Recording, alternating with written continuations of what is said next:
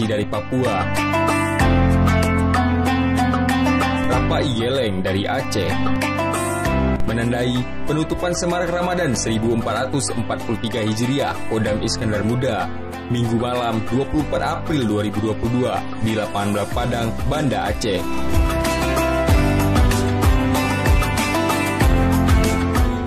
Setelah digelar selama 5 hari dari tanggal 20 April sampai dengan 24 April 2022, Semarak Ramadan 1443 Hijriah Kodam Iskandar Muda resmi ditutup oleh Panglima Kodam Iskandar Muda Majen TNI Muhammad Hasan.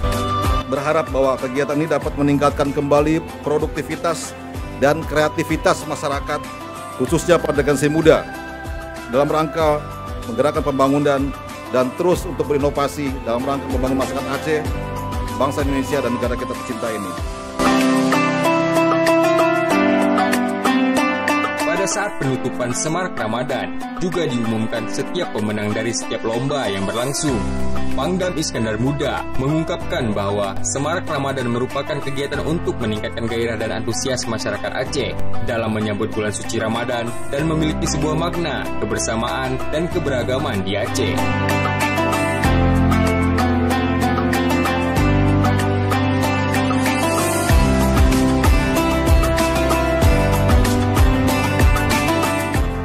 Panglima Kodam Iskandar Muda juga berharap semoga kegiatan ini bisa berjalan setiap tahun, sekaligus membantu perekonomian warga selama bulan suci Ramadan.